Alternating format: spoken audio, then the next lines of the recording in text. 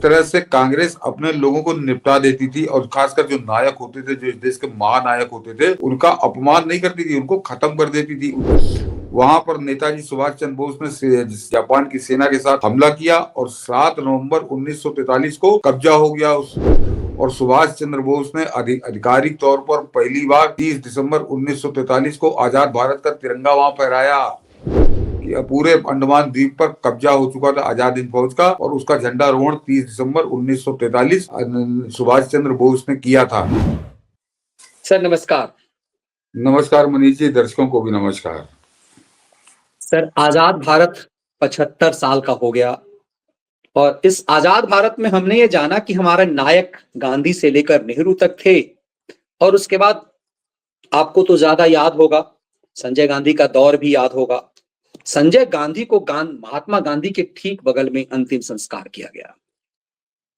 देश को, मैं जैसे कह रहा था, इससे कोई मतलब भी नहीं था कि कहां किसकी समाधि बन रही है, लेकिन मनमोहन सिंह के मामले पे उंगली करने से सोनिया और उसके गैंग ने देश को मजबूर कर दिया। चर्चा तो नहीं होती, खलिहरों का गैंग अलग अलग मुद्दे उठा रहा है।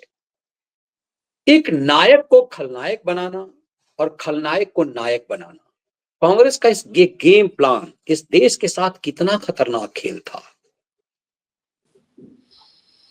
मुनीष जी, दर्शकों से मैं कहूंगा कि कहा एक मुहावरा है कि मौका भी है दस्तूर भी है, तो आज इस कांग्रेस की करतूत ने मौका दे दिया, और मौका का वैसे भी मैं करता ही इस पे, लेकिन आज वो दस्तूर भी हो गया कि कल 30 दिसंबर है। जरा दर्शक इसको समझे, आज आप 29 तारीख को हम लोग रात में बात कर रहे हैं और कल 30 दिसंबर है, और कल जब आप सोकर उठेंगे तो मेरा अपना मानना है कि हमारे 90% से ज्यादा दर्शक जो हैं वो इस बात से परिचित ही नहीं होंगे कि 30 दिसंबर की जो सुबह होगी वो इस भारतीय स्वतंत्रता संग्राम के या हमारी आजादी की लड़ाई का सबसे सर्वाधिक, अगर आप दमकता हुआ स्वर्णिम पृष्ठ कहें तो वो पन्ना है, वो हमारी आजादी की लड़ाई का।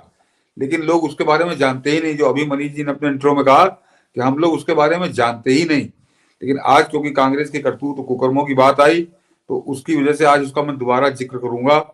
पहले तो मैं एक बार शायद संभवतः कभी किया है कि किस तरह से कांग्रेस अपने लोगों को निपटा देती थी और खासकर जो नायक होते थे, जो इस देश के महानायक होते थे, उनका अपमान नहीं करती थी, उनको खत्म कर देती थी।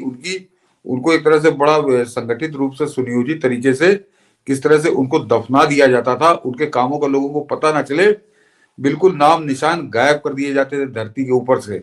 वो कुकर्म करती थी कांग्रेस।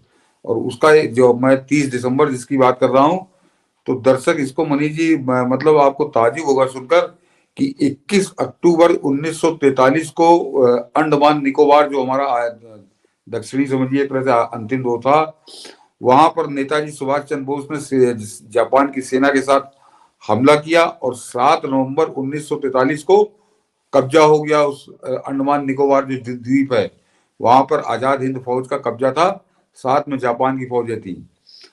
और उसके बाद फिर वो, क्योंकि बड़ा मतलब बिल्कुल जंगली तरह था वहां भी, या तो अंग्रेज फौजें थी या फिर काला पानी वाली जेल थी वहां पर, और या फिर वहां कोई बहुत ज्यादा आबादी वहां थी ही नहीं। और उसके बाद 30 दिसंबर 1943, मैंने कहा 30 दिसंबर हमारे इतिहास का बड़ा अमूल्य दिन है, वो 30 दिसंबर 1943 कि 30 दिसंबर 1943 को जापानियों ने विधिवत एक तरह से सुभाष चंद्र बोस को सौंप दिया, और सुभाष चंद्र बोस ने आधिकारिक तौर पर पहली बार 30 दिसंबर 1943 को आजाद भारत का तिरंगा वहां फहराया।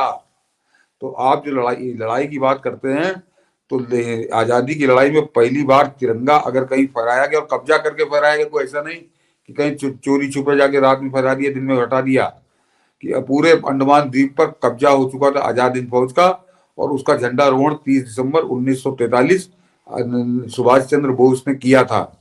लेकिन हुआ क्या मनीष जी कि उस जो जहां पर वो किया था, बाद में वो वर्ल्ड वार का पांसा पलटा, जापान हारा, नेताजी को गायब कर दिया गया, नेताजी की जो दुर्घटना है, और फिर वो बात आई गई होगी, वहां पे अंग्रेजों ने पुनः कब्जा अपना कर लिया। लेकिन उससे पहले वो पहली जो घटना थी, उस घटना को बिल्कुल दफना दिया कहीं एक कब्रिस्तान में। और जरा इन कांग्रेसियों को ढोंग बता रहा हूँ कि किस तरह से नाटक करते थे कि 1 अगस्त क्रांति मैदान है बंबई के अंदर, दर्शकों को अच्छे से याद होगा, वहां पे 8 तारीख को जो अवैध बाग था उसने वहां भाषण दिया था। 9 अगस्त 1942 से पहले उसने भाषण दिया था, और 9 अगस्त 1942 को वहां अरुणा आसफ अली ने झंडा फहराया था, तो वो 2-4 मिनट के लिए फहराया था, पुलिस ने पकड़ के जेल के अंदर डाल दिया था। उस घटना को आज तक बताया जाता है, हमारी पाठ्य पुस्तकों में पढ़ाया जाता था, लेकिन अंडमान की घटना गायब थी। अंडमान की घटना कहीं किसी को पता नहीं थी, और ना ही वहां कोई स्मारक था। ये आज क्योंकि स्मारक की बात कर रहा मनमोहन सिंह जी, तो जरा इनका काला चेहरा बता रहा हूं। और आपको ताजुब होगा मनीष जी की उस जो 30 दिसंबर 1943 को जो झंडारोहण हुआ था आजाद भारत बताकर नेताजी द्वारा, उसका 1968 में उसकी रजत जयंती थी, यानी सिल्वर जुबली थी। कहीं कोई जिक्र नहीं, कोई जिक्र नहीं, बात कहीं किसी को पता भी नहीं चला। और उसके बाद 1993 तब भी कांग्रेस की सरकार थी, उसकी गोल्डन जुबली थी, यानी स्वर्ण जयंती थी, तब भी किसी ने कहीं कोई उसका जिक्र नहीं किया। उसका जिक्र किया 2014 में जब प्रधानमंत्री मोदी आए, और 2018 में जब वो थे तब उसकी हीरक जयंती थी, जिसे आप डायमंड जुबली कहते हैं, 75 साल पूरे हुए थे उस घटना के कि आजाद भारत का झंडा पहली बार फहराया गया था। आजादी का एक तरह से शंखनाद था वो, नेताजी सुभाष चंद्र बोस के द्वारा। तब नरेंद्र मोदी ने वहां पर जाकर अंडमान निकोबार पे पहली बार वहां पे स्मारक बनवाया। वहां पे 150 फीट ऊंचा झंडा है, आज भी लहराता है। दिखा दीजिए मनीष जी, मैंने फोटो डाली है कि वो वहां पर 150 फीट समुद्र के किनारे अंदर उसका परिसर बना हुआ है, बिल्कुल रोड पर वो स्मारक है। बड़ा भव्य स्मारक है। मुझको देखकर मैं तो वहां होके आया हूँ, मैं आनंदित हो गया था कि वास्तव में ऐसा स्मारक होना चाहिए था। ये दोनों स्मारक अलग अलग, ये देखिए ये है 1943 वहां लिखा हुआ है, दर्शकों को दिख रहा होगा, और साथ में झंडा फहर रहा है।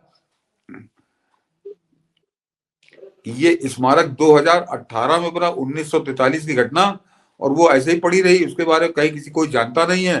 तो ये पाप किया था कांग्रेसियों ने क्योंकि नेताजी को दबाना था, नेताजी के बारे में कहीं कोई जाने ना, नेताजी के का जो योगदान था उसके विषय में कोई जाने ना। तो ये इस तरह से ये मनमोहन सिंह का रोना रो रहे हैं। तुमने तो नेताजी के नाम की, नेताजी के काम की हत्या किस तरह से की, उसका एक बड़ा मतलब बड़ा भयानक नमूना है 1943 का स्मारक, जो नरेंद्र मोदी ने 2018 में अंडमान में बनवाया। लेकिन मनीष जी बात यही खत्म नहीं होती। हटा लीजिए इसको, दर्शक जिनको देखना होगा मेरे ट्विटर पे मेरे पड़ा हुआ है, ट्विटर पे आप इसको देख सकते हैं। ये तो मैंने आपको बताया कि किस तरह से नेताजी के साथ इन्होंने छल किया था।